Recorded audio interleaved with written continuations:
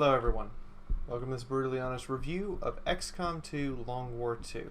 Now let me be clear, Long War 2 is a mod for XCOM 2 that changes the game drastically. It basically is its own game with the XCOM 2 framework. That much said, Long War 2 provides a completely different experience for playing through the game. If you wanted a harder, much more challenging, much more enduring type of experience that you could play for hours on end, then Long War 2 is for you. If you thought the base game was too hard, don't play Long War. It'll just kick your ass. If you thought that the basic game was too long, you don't want to play Long War because you'll be here for literal days. I have put over 49 hours into my Long War playthrough, and I'm only about halfway done. Now I've said all of this. I'm going to go over the direct aspects that Long War changes. Commander, for a start, the Shadow Chamber is up and running. it changes how the Shadow Chamber works. Till you do your research, the Shadow Chamber doesn't actually give you immediately revealing what all the enemies are on a particular mission. You have resistance management to contend with. This is the management of individual resistance personnel and what they are doing in various places around the world.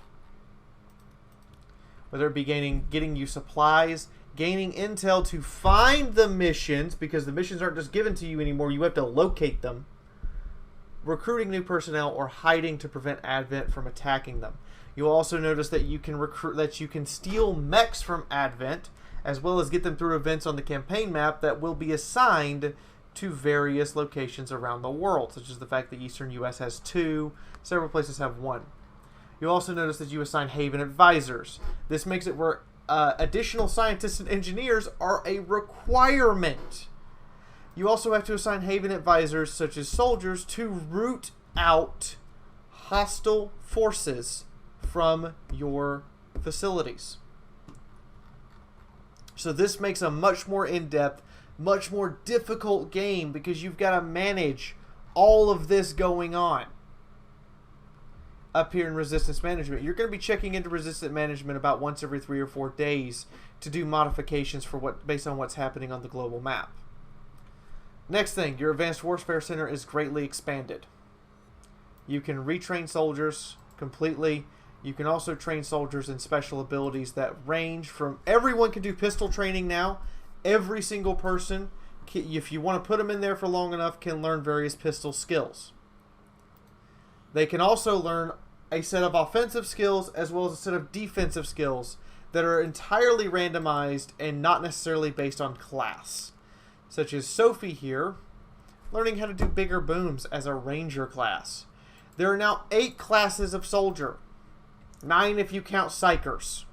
Assault, Grenadier, Gunner, Psy-Operative, Ranger, Spark, so 10 technically, Sharpshooter, Shinobi, Specialist, and Technical.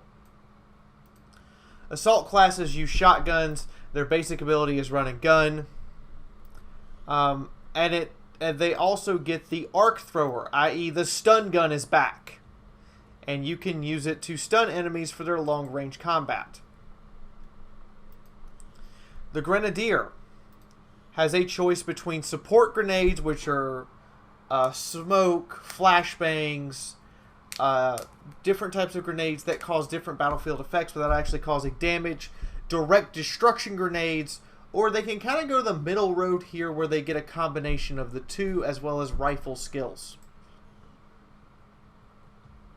Psy-Operatives, really stupidly powerful. I'm just going to say they take a long time to train, but God, do they pack a fucking punch.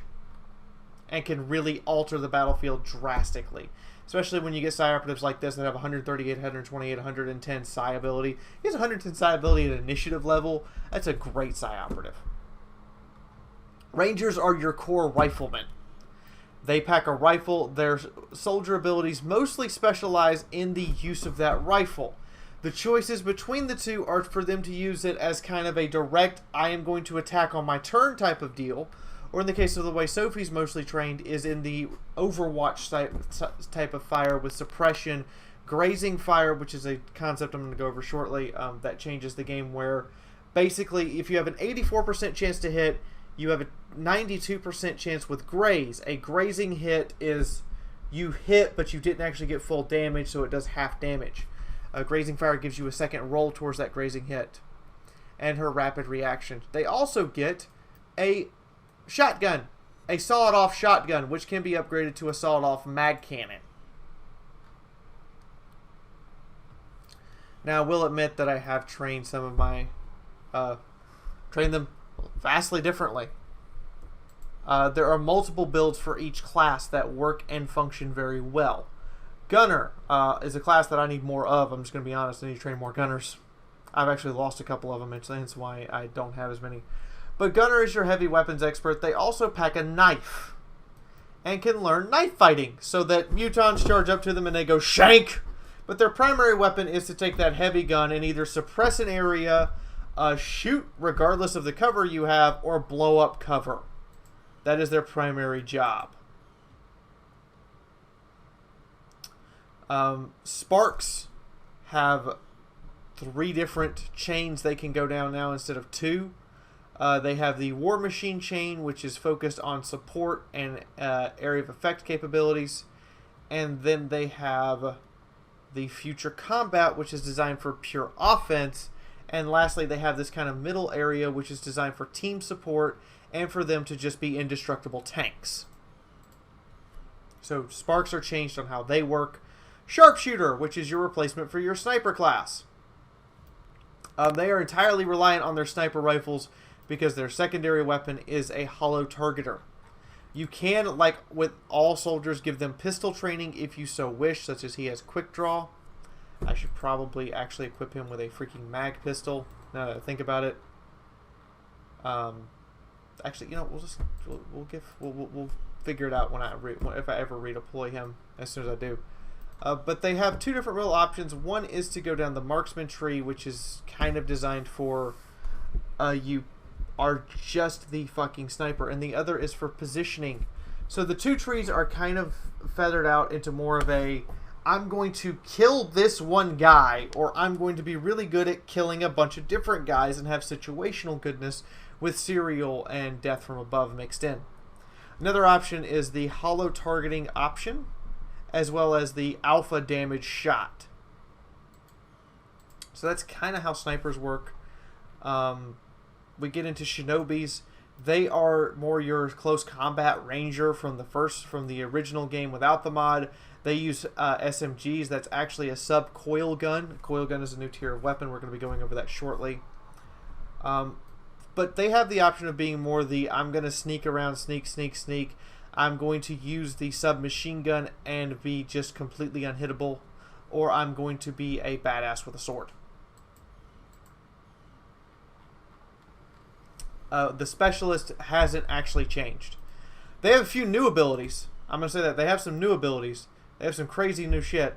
But it's basically medic or support or hacker. And that's kind of where they are. They don't have much else that they can really do. They still make great officers, which the game has incorporated officer training in the base. They do get this really nifty full override ability. While we're here on Hitomi, officer abilities drastically change, both giving passive buffs, such as lead by example. If you have a lower aim, will, or hack than she does, it increases it by half of that difference. And stuff like jammer and get some, which are active abilities that change how your soldiers work for that turn in exchange for one of the officer's action points. Lastly, you have technicals, which obey the rule of cool, in that they have a gauntlet that has a rocket launcher and a flamethrower at the same time. And they can choose to be rocketeers, rifle damage output specialists with their rifle and gauntlets, or they can choose to be fire-based, I'm going to bring out all the flamethrowers and burn you in hell. And that's kind of their shtick. So there's all the classes and how they work. As you can also see back here from the Alien Hunters DLC, it is incorporated directly into the game so that the DLC does function with the main game. Hello, Down here Commander. in engineering, you can build your weapon modifications can be built. They all work differently now and make more sense in how they work. You can build personal combat stems as you learn how. Overdrive serum. All this wonderful stuff. Weapon-wise, there are 5 tiers of weapons now. You have your basic weapons, and then you have lasers, mag weapons, and coil weapons before you have plasma. Which, while I'm down here, we're going to build an enhanced Shadowkeeper, which will remove it from the choice of things to build. Now, my mods do include energy katanas, and energy melee weapons and melee axes. They have all different properties that kind of change. Axes do less damage, but have special abilities like cleaving through cover and completely destroying it, or the lightning cleave ability with the cleavers, which lets you do a single move attack without spending an action.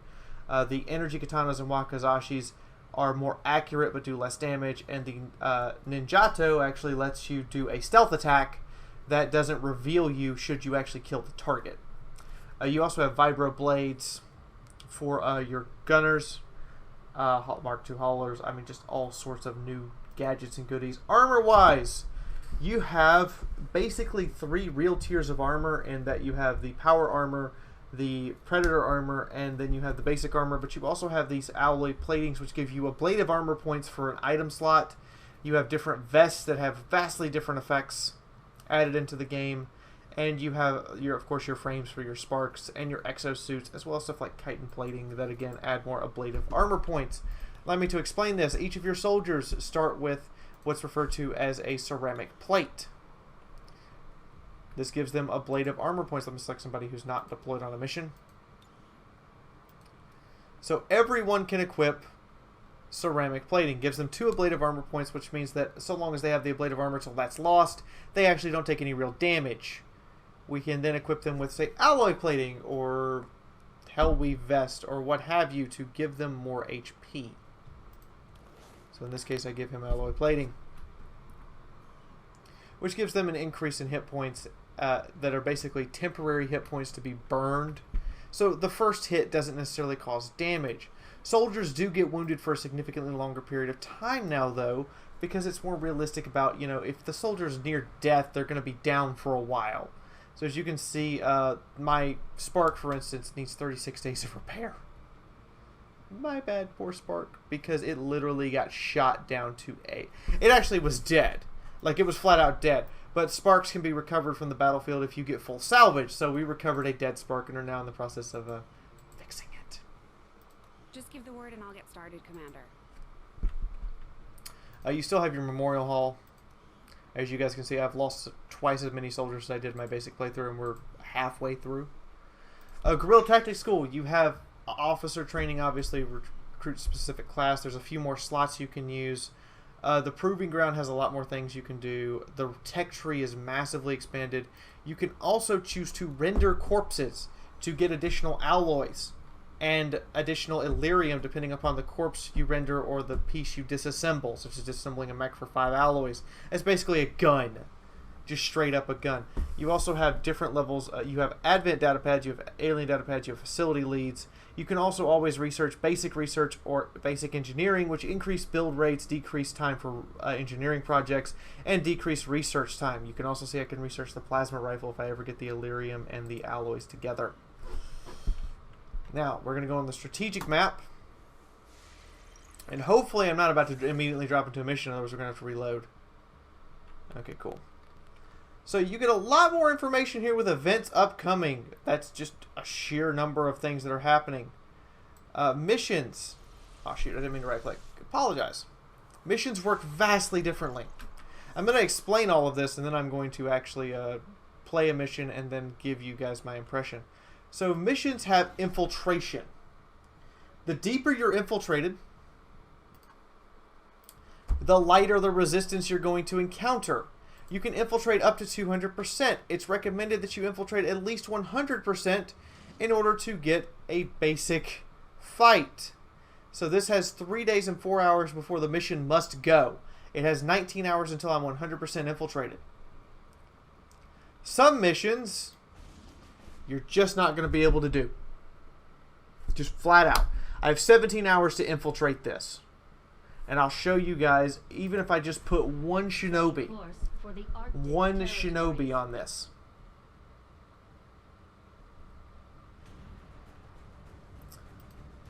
So I have 15 hours to infiltrate. And if I put one of my best troopers, let's just take a Master Sergeant Shinobi. It's 2 days. You need to factor in this minimum infiltration time before you take on a mission. Because you might find you don't have time to do it, or you're going to encounter a significantly larger portion of resistance. Such as if I launch this 65% infiltration right now, we're 1 dot of swarming short of ludicrous enemy activity, which is the maximum amount of enemy activity, which basically means you're going to die. Some of these missions I have encountered as many as 40 to 50 enemy soldiers by taking these swarming plus missions. The Avatar project is easier also to keep down because you may have noticed some of these regions say liberated. What liberated means is that basically very few, if any, missions can spawn there, and you will likely get a notification before it happens. So I can actually switch them over to mostly supply. Now I leave them on intel to gain additional intel points for me to spend, which you still will gain intel.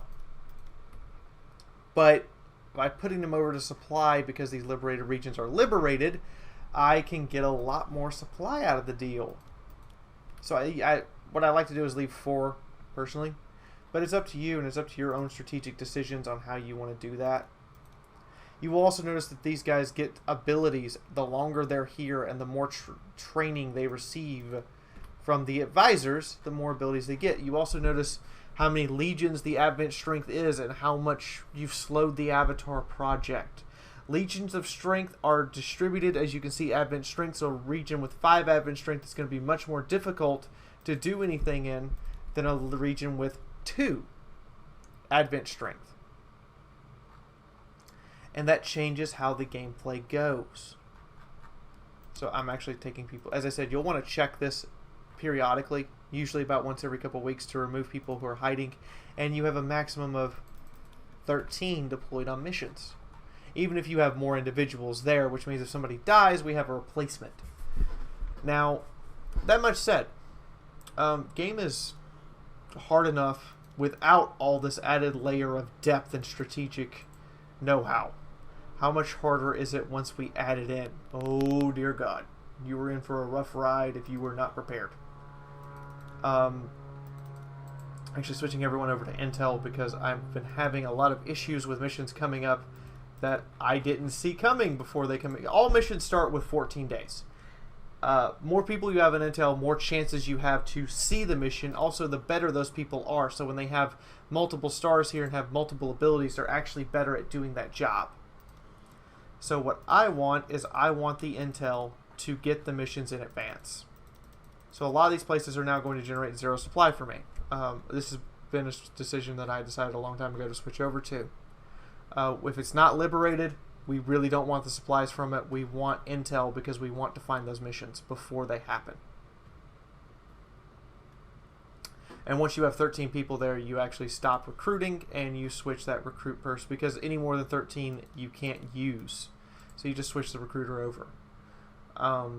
Engineers give more supply, scientists give more intel, soldiers hunt out and kill the infiltrators, as well as give additional bonus training points to the individuals there. So now that that's done, I'm actually going to load up where I am and show you guys a mission. We're going to save game. So we're going to save here, and I'm going to show you guys a mission, show you guys how the tactical battlefield has changed, how missions may have been altered, and how the game kind of works now. Now, I'm actually going to be scanning here because I only have 3 people. Got an urgent communication. You get your supply drop, you find out everything that's happened. High hopes for the resistance under your leadership, Commander, and you have outdone yourself. Dark events are vastly different now, by the way.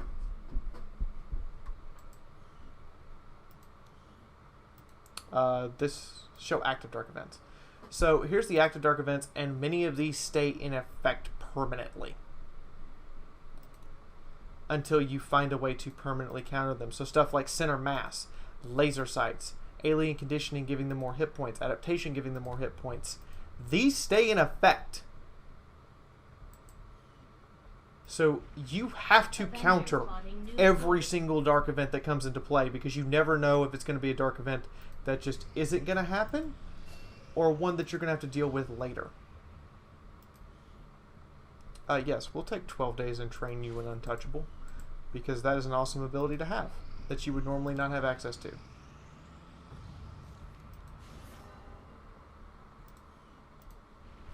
Black market also works differently. Black market is no longer based on intel. It's based on supplies, which is how it should have been in the first place.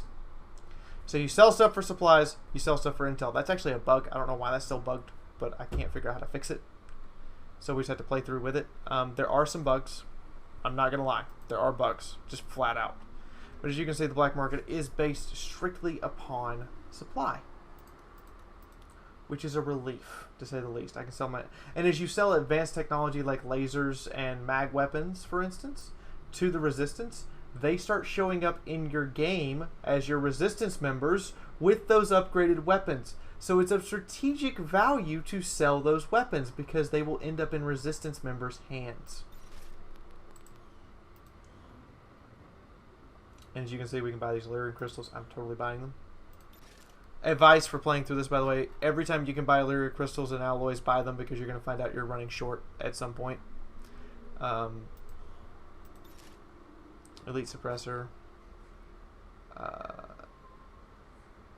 The elite stuff I'm buying because we can use it, and we need it for research, so that we can research our own versions to be able to build them. Advanced conditioning is a really nice one to have. Perceptions are so rare that I'm going to take it because we need it. I mean, there's just so many little nuances that just keep playing at you and keep making you have to spend resources and stuff to get stuff. I am going to take the I'm going to take the Assault and the Grenadier. You'll notice that I have recruited a shitload of soldiers. You need them. Flat out. Early game, you're going to find that you're spending most of your resources just recruiting new rookies. Every single one of these soldiers, you flat out, just straight up have to have.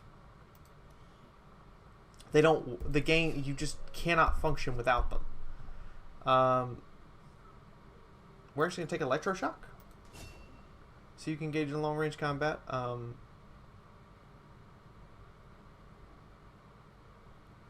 We're going to take torn between trench gun, just because, and fortify saves lives. But you need all of the soldiers you can get your hands on early game, and even mid-late game. You're still recruiting people, but you're only recruiting them, as you guys saw from the black market, because you don't want to recruit raw rookies. You want to recruit actual people with some experience already.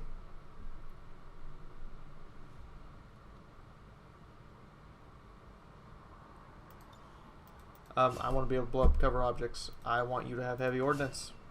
I want you to have boosted cords. But that's just, you know, little nuances that you have to play with, that you have to learn to adapt to, and you have to learn to work with. Is, like, I have 70 soldiers. I would not function without a minimum of 40 because of wound times and everything else factored in if I wanted to counter as many missions as I counter. Rage Suit, awesome. I do play with the Alien Hunters DLC. I am sure you will find the results to be as intriguing as I do. I'm waiting for a mission to come up that we have to take so you guys can see a mission. But you can also see how the strategic map works. I'm scanning here because we have so few people and I want a chance of us getting better stuff. Blaster Gauntlet, awesome. The chassis for the battle mech, sweet.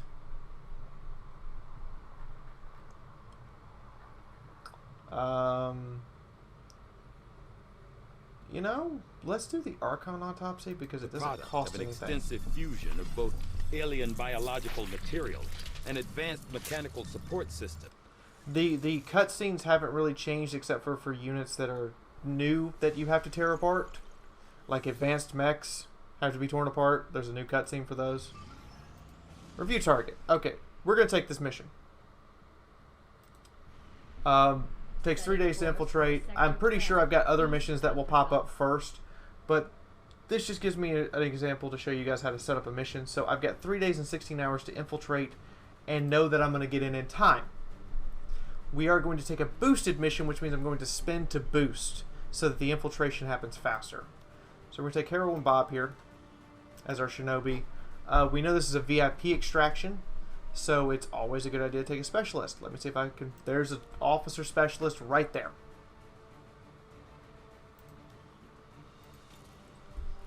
She has a mag weapon. It's the best I got. All I can work with. We're up to 3 days and an hour. I might be able to fit another person in here.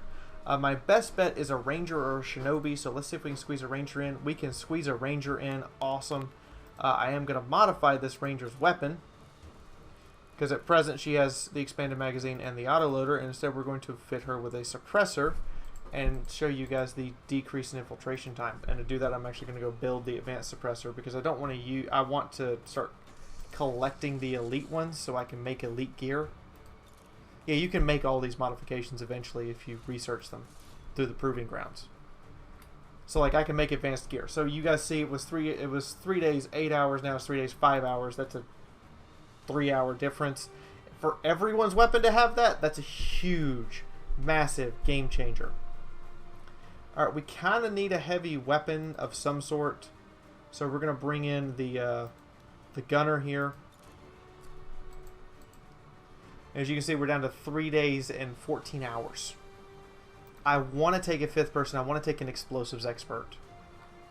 So let's look through my list and see if... Actually, we're going to take the brand new grenadier who doesn't have a name. As far as I'm concerned. Yeah, we'll be naming this person at my next live stream. But let's slip in the brand new grenadier. You can see it goes all the way up to 4 days, 16 hours. Alright, what weapon do we have on hand? Or do I need to build a gun? I need to build a gun. So first off, I should have an advanced grenade launcher for you lying around. I do. Awesome. We're going to get rid of your basic shit here, because that's a no-no. We're going to give you a incendiary grenade in your grenade only slot. Alloy plate to protect you. A plasma grenade. And... you know, we're going to give you an imp grenade for flexibility purposes. Personal combat stim. Always a good thing. You have 4 hit points. You kind of have shitty dodge, and you don't have the best mobility in the world. So let's see if I can give you... I can give you a defense booster, which will give you a higher defense. Or I can just flat out give you more hit points. In this case, I wish I... The one problem I do have with the game is I can't see people's defense without going here and viewing it outside. So what we're actually going to do is we're going to give you a defense booster, because I suspect your defense is crap. So since your defense is so crap, actually, let's just give you flat out more hit points. Especially since I can't give you anything but the... So we're over infiltration time, but I'm going to show you how to fix that. Alright, so first thing, we're going to build you an advanced suppressor, advanced hair trigger, and a... I got scopes on hand, that's fine. Weapon-wise, we're going to just flat out give you a brand spanking new coil rifle. So, we'll watch this. I give her a coil rifle. Actually, yeah. No, I don't want to give her a coil rifle. I want to give her a subcoiler. Excuse me. I want to give her a submachine gun. So, subcoiler. I built the wrong gun. Not that an extra coil rifle won't come in handy later for somebody else. You can win the game, by the way, with just the basic weapons if you so choose. Take that at your own risk. So we're going to give you a scope, a suppressor, and your hair trigger. And you can see the infiltration time is dropped by an hour. That's all I got out of that, but it's what you can deal with. Let's make sure everybody has an advanced suppressor to maximize their infiltration rates. I think Bob here has an elite one. Yeah, Bob has an elite one. Though we can replace her hair trigger with a shiny new...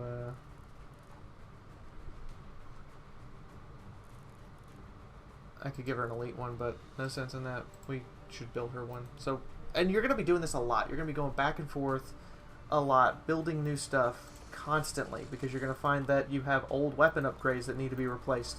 You're also going to find a lot of your battlefield loot you're just going to sell eventually, because you can build better ones.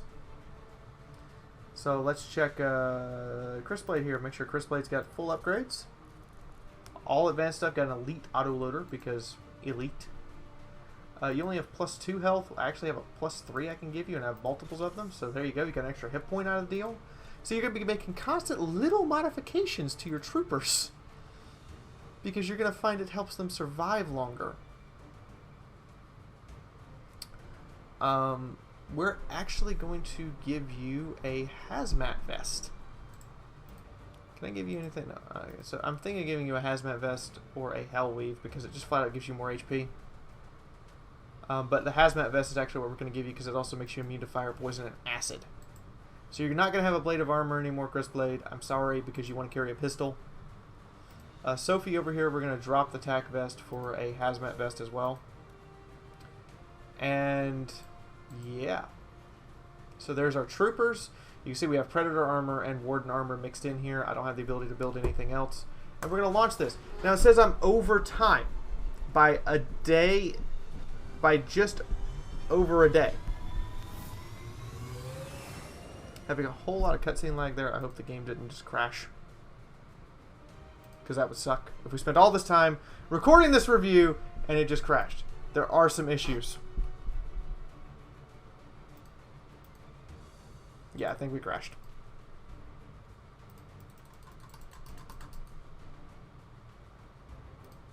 Yeah, we crashed. So I'll be back in a second.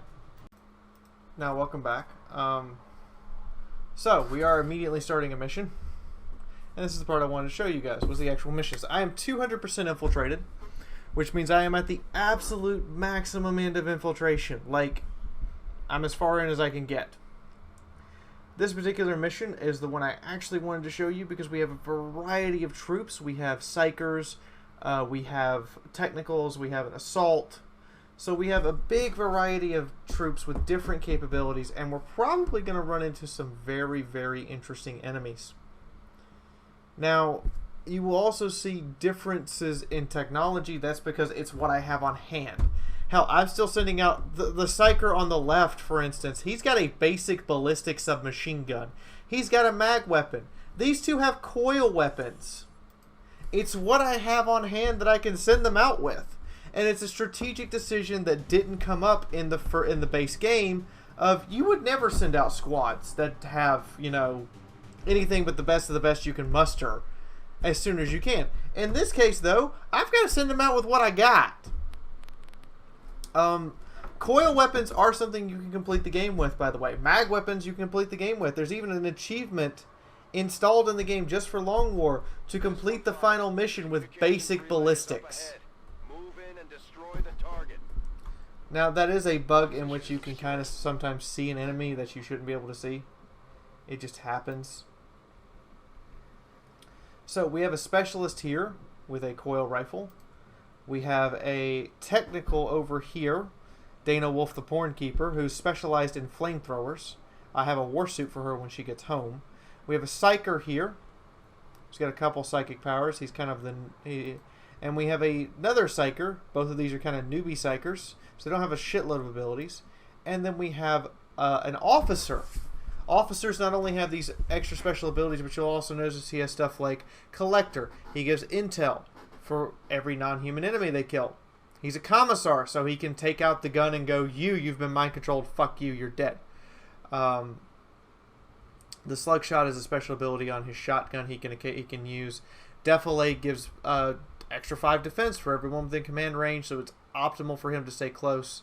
And he has Infiltrator, so it's easier for everyone to infiltrate. He's under the effect of Field Surgeon, which is granted over here by Collins being a specialist, which reduces wound recovery time. That actually also reduces wound recovery to 0 if you only suffer 1 point of damage. So Colin moves up here, doesn't say anything. Dana's much faster. She's equipped with a subcoiler, so it increases her speed. See, it's little decisions like this that you make on the strategic map that have vast changes to the gameplay. Now, because I'm more infiltrated, they have a significantly reduced vision range. That decision on the strategic map to do 200% infiltration has given me a multitude of tactical advantages. You will also notice their vision range goes up. So there's their vision range for Colin. there's their vision range for Pornkeeper. It changes because Colin has a bigger gun. Easier for them to see him.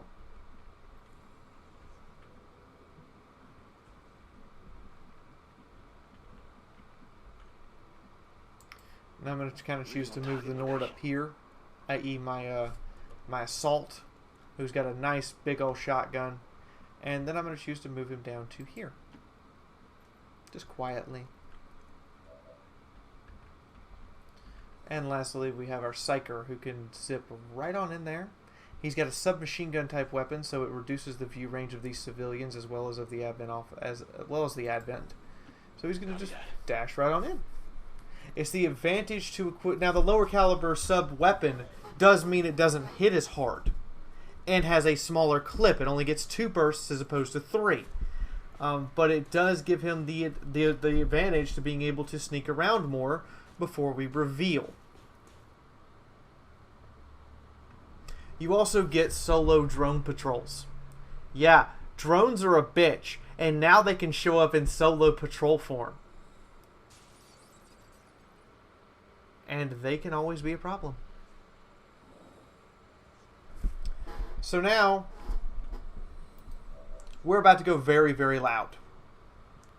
Very, very quickly. And it's going to escalate to a full-blown war zone down here. Okay, so what do I want to do? Well, I guess what I want to do is have Dana here launch a rocket. It's one of the few chances she's going to get to really use it. So why not? Firing rocket. Rocket launcher deviated, still hit everybody, and does the shred. It just doesn't do a lot of damage because she's not specialized as a rocketeer. She specializes as a flamethrower. But the nice thing is it shredded off all their armor.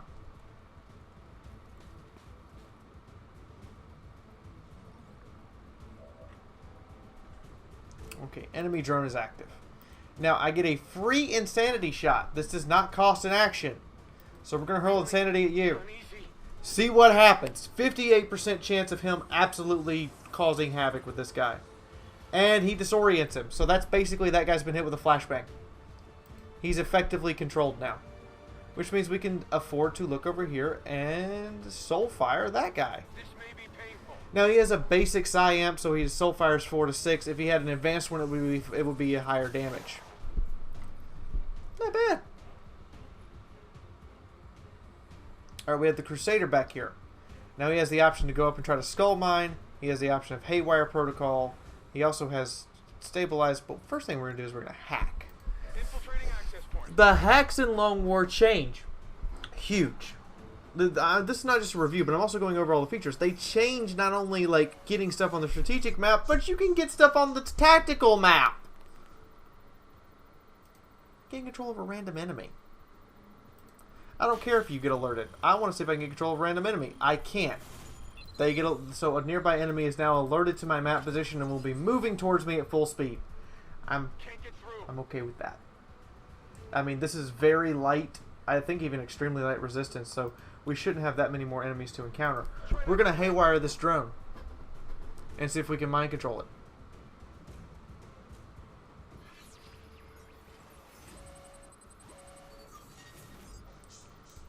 Go for it. See if we can take it over. We got it. It's our drone. Sweet. They're going to shoot at their own drone and kill it now. So that means that drone's basically out of the fight.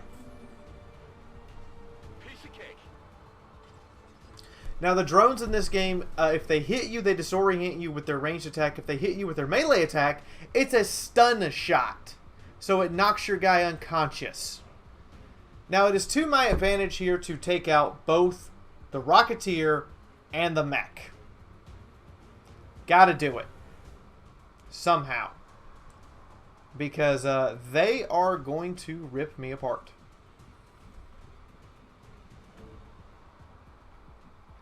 So I need to look for a spot, or what I really need to do here is us go running gun.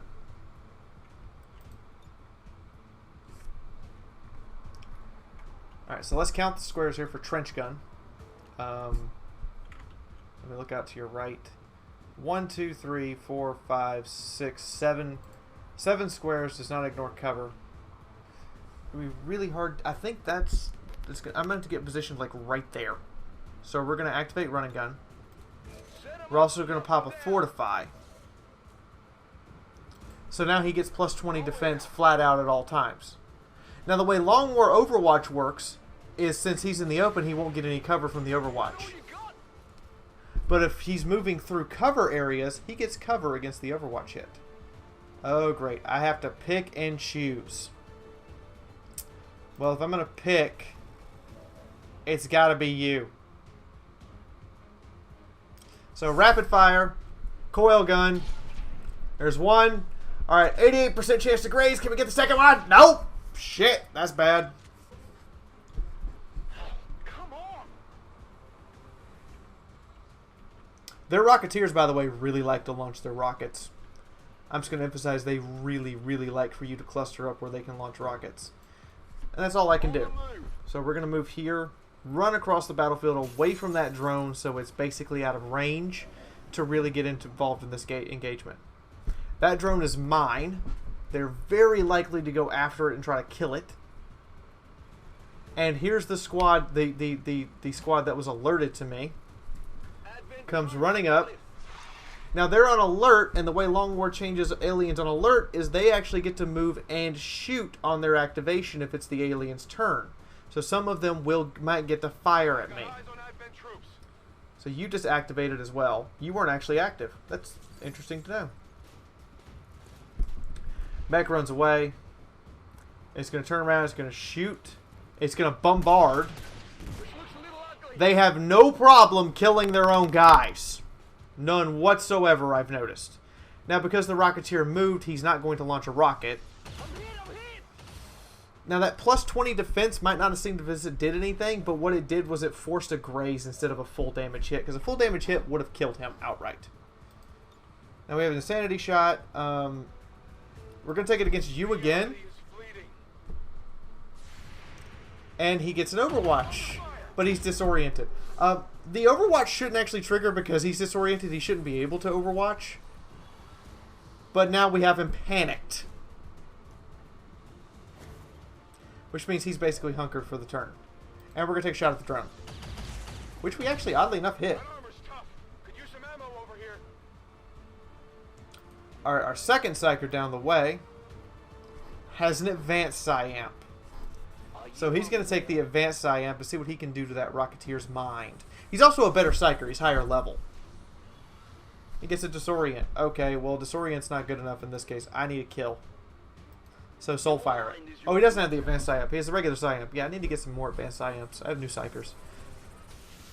So, head game over here, Marshall Clark. By the way, all these people are my subscribers. Every single one of the soldiers is one of my subscribers. That's how I roll with this stuff. The 76% chance of hitting there. I want to aid protocol on Dana, the Porn Keeper, because she's going to run up and use that freaking flamethrower.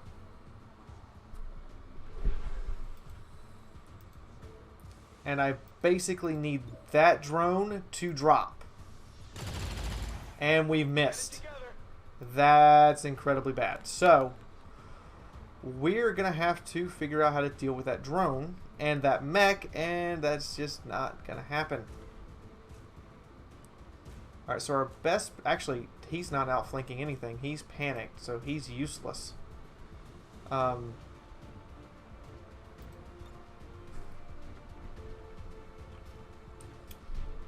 Dana's actually under aid protocol, so she's going to move over to here. Whatever you say. Putting her in kind of a vulnerable position, but not really. And then she's going to spray fire. And this is a Rouse, so it's really long range. They won't last long. But she has a Mark II Gauntlet, and she has all the abilities which grant her extra damage for her fire. So as you see, it sets him on fire. She does have Burnout, which also means she's now in a smoke cloud. But it forces the snake to move and relocate. Now I have a drone, which is, I'm going to admit, really fucking nice. Let's stroll up to here.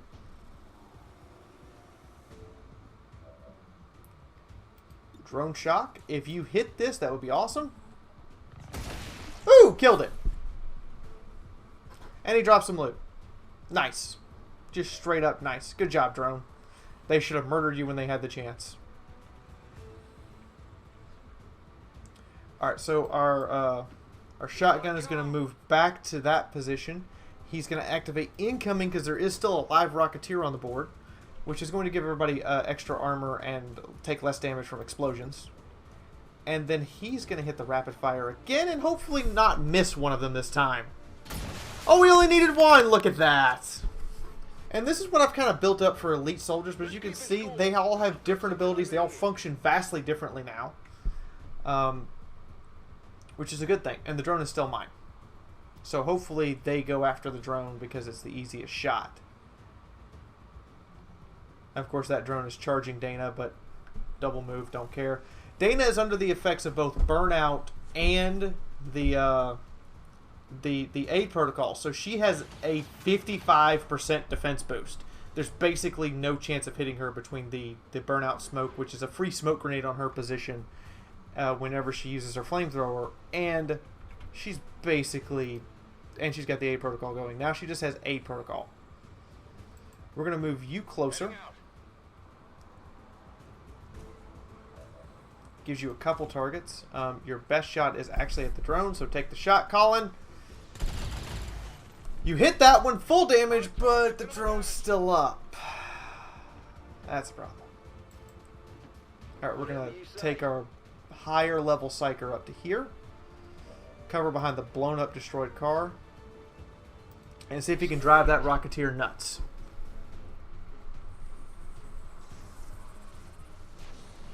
Oh, nope, he missed. He missed it.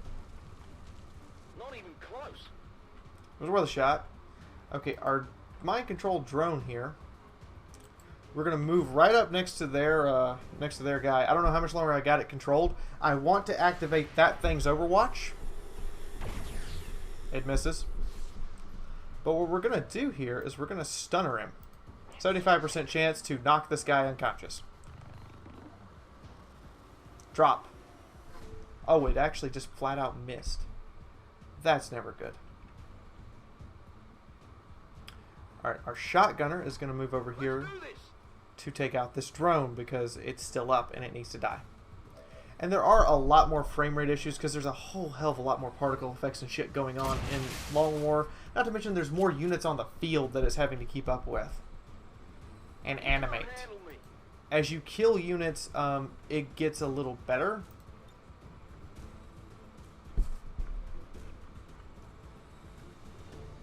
I'm going to have Dana move up to here so she's in high cover against everything. She's out of range to spray that with fire, but she does have, I believe she has phosphorus. Yes, she can destroy mechanical units. So we're going to burn our own drone. Because I don't know how much longer I've got it controlled, and it's a better idea just to set it on fire.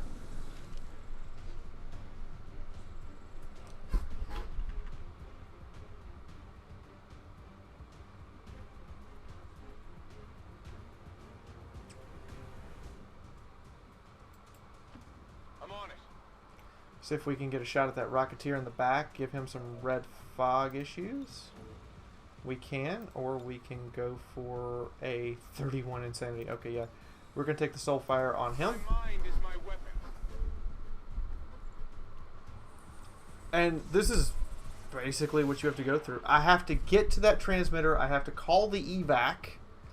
I have enemy reinforcements coming in. The green with the warning symbol means it could change to yellow on any turn. Yellow with the warning symbol means it's probably going to change to hostile immediately. I still have the drone, oddly enough. So it wasn't necessary to burn it.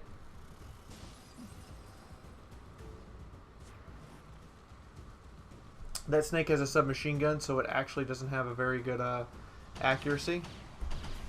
And that Rocketeer apparently doesn't have very good accuracy either.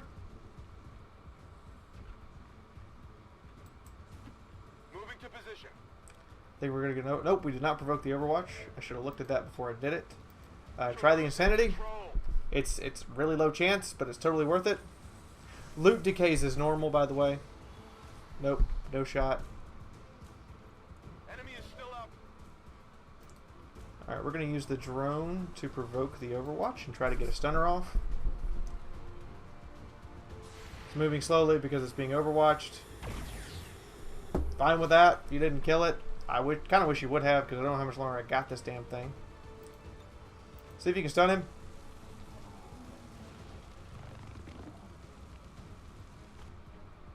It missed again. That is the worst drone ever.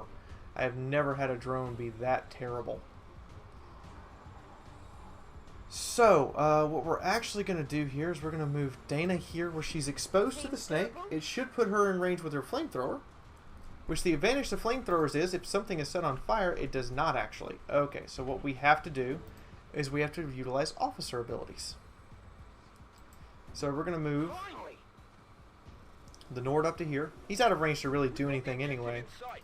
This is why I often give them officer training. Back online.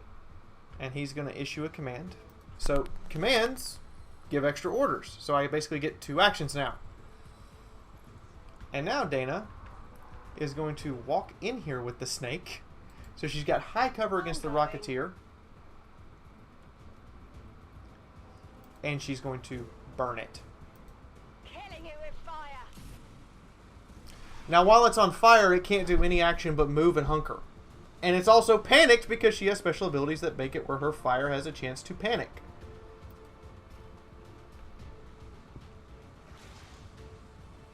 So at this point, some loot collections in order. Problem, boss.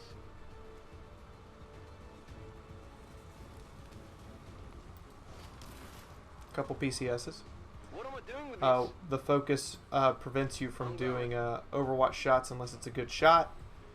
But what that's really going to do for us for right now is basically we're going to sell it for supplies. Alright, we're going to sprint Colin to catch him up with the rest of the group. He does have a Skulljack if I were to get in range of Skulljack. And I would use it because it has a... Now the snake's on fire, so she's also panicked. She's probably dead. Drone is no longer hacked. So the Rocketeer is going to go after somebody besides the drone. He's trying to figure out what to do now.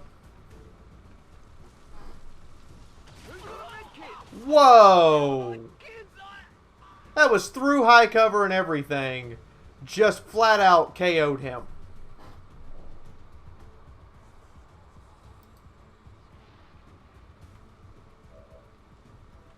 Wow! And that is the disadvantage of Long War, ladies and gentlemen, is the enemies get so highly upgraded they can do bullshit like that.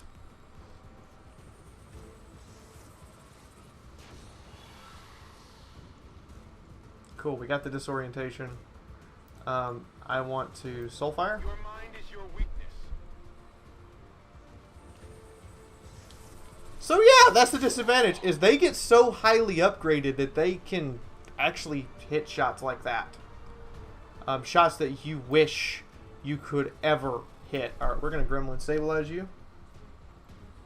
Gremlin, get on the heels.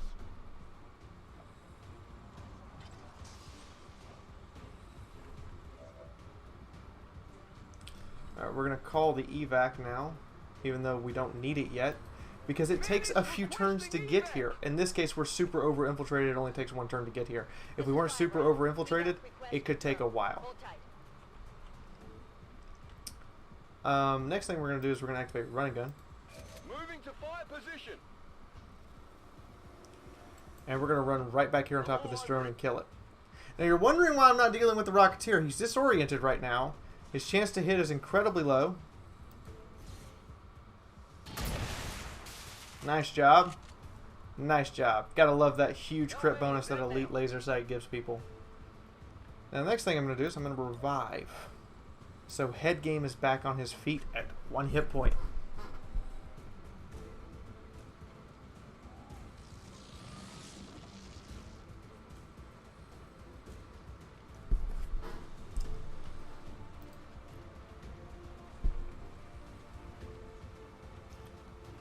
I'm going to move him behind the truck over here. And then I'm going to Soulfire that bastard. I'm inside your head. So he's got all sorts of red fog, which is a setting that you can adjust, and we just murdered his ass. Because fuck him. you see that one? I found something here. That's also how lethal they can get is, yeah, you don't want their lethality level. She is panicked and on fire, but I see no sense in taking the risk of her not burning to death. We're just going to kill her. Graze is a factor also of dodge. Higher dodge characters will often be grazed rather than actually take damage.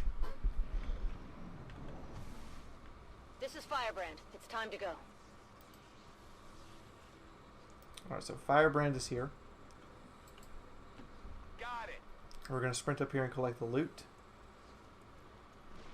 Again, game is being a little laggy also because of all the fire on the ground and everything, all the particle effects I have going right now.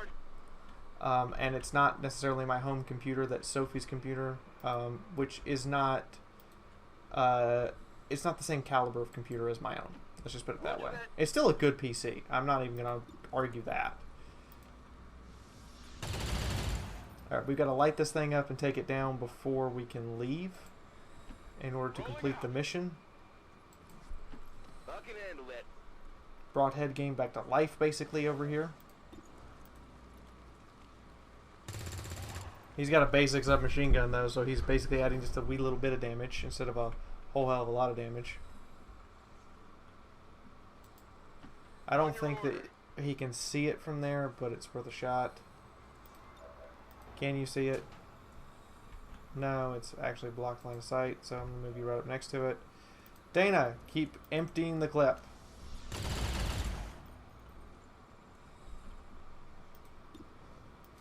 Empty the clip. And it basically has all those hit points, so you can't just cheap shot it. You have to actually shoot it a number of times instead of just getting a simple sniper shot. And the hit points of those things actually can be upgraded by the Advent. Alright, cool, it's dead. We'll go ahead and evac head game. Take no chances with somebody who's already been knocked down once.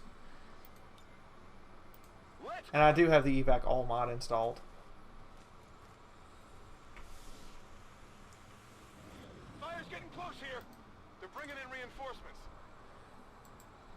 Alright, so what we're actually going to do is we're going to get set up to do what's called XP farming. Now, this is entirely possible in this current version of 1.4 Long War. The next version, it's not possible. You cannot farm. What will happen instead is the reinforcement pools will get so large that, and they will actually start attacking you when they come in, as opposed to just scattering. So the first one is still just a scatter. And it spawns based on your squad's location. So our squad's super concentrated like this. They should literally be on top of us. Yeah, they're landing like literally amongst us.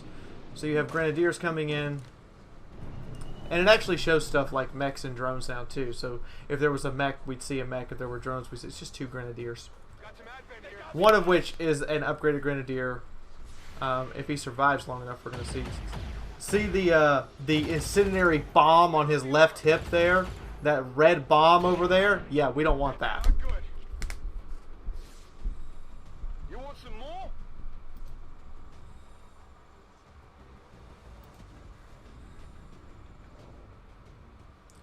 Alright, so we're going to Soulfire you, Your flesh is weak. because that's a for sure hit. And then he's going to evac.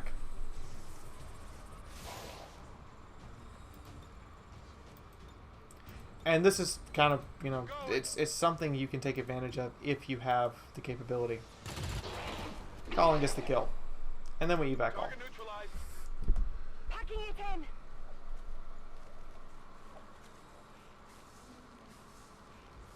And that is Long War, ladies and gentlemen. All surviving Different types of Vipers, different types of Mutons. Every single enemy type has multiple types. As you see the super upgraded Grenadier who took every single Overwatch to put down versus the regular Grenadier, versus the Tier 2 Grenadier. There's actually 4 tiers of enemies. There is Basic, Mark II, Advanced, and Elite. That was an Elite Grenadier. So that tells me that they have advanced to the point they have some Elite units that they can deploy. You will still see the more basic Mark II and advanced versions more often than you'll see the super elite ones. particularly on missions where you've over-infiltrated and therefore they don't have their super elite units in the area. If you're under-infiltrated, though, you can expect to encounter all sorts of shit you did not want to deal with today. So, Long War 2. What is my thoughts? What is my diagram of it? I think, honestly, it is what the original the base XCOM game should have been. The game has over 100+ hours added to it by Long War 2. Replayability is now off the chart because not only do you have random starting locations, everything plays out differently. Even on just a reload of the same instance, stuff plays out differently. The strategy layer is now multi-depth, as opposed to the previous strategy layer that was kind of only had 2 or 3 levels of depth. You now have resistance management, management of infiltrations, management of intelligence, black market, liberations, all just this layer upon layer of strategic depth you have to manage, and the Advent AI is so much more intelligent now. Great work. So much more intelligent. I would even go so far as to say it's lethally more intelligent. Like, you will lose a lot more soldiers level of intelligence. If you're expecting just to set in and go Iron Man and be ready to go, don't. Play it a little bit first. Play at least until you get mag weapons and predator armor, and then go back and play your Iron Man playthrough. Don't make my mistake of just jumping straight into Iron Man, because you will just get your ass kicked.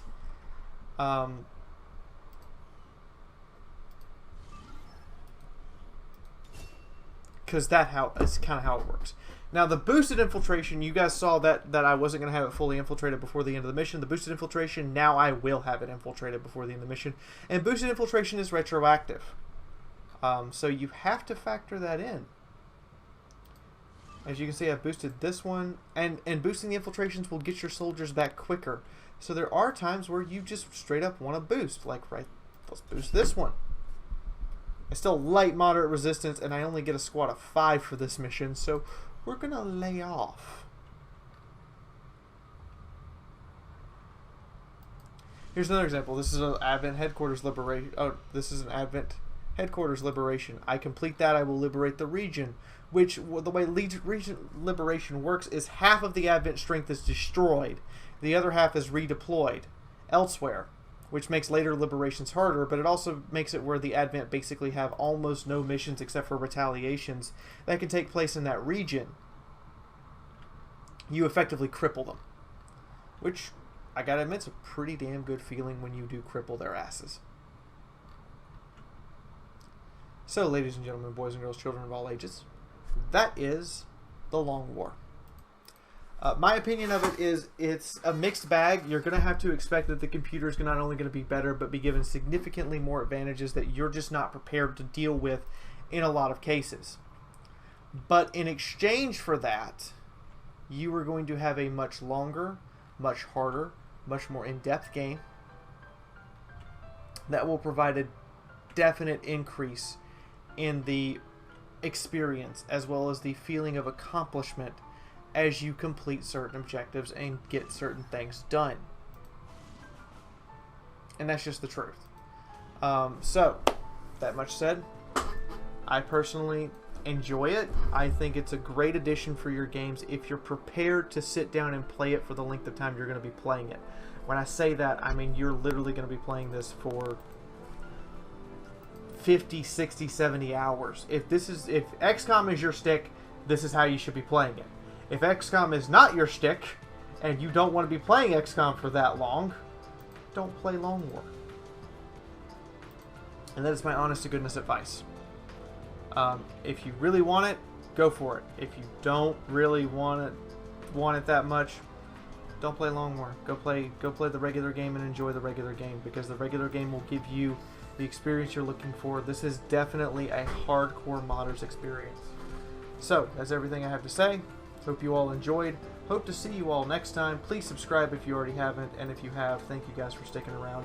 I'll see you guys later for more XCOM live stream, and hopefully we can complete our Long War without everyone dying horribly. In the meantime, from my house to yours, this has been Fiaura, and I'll see all you guys later. Bye for now.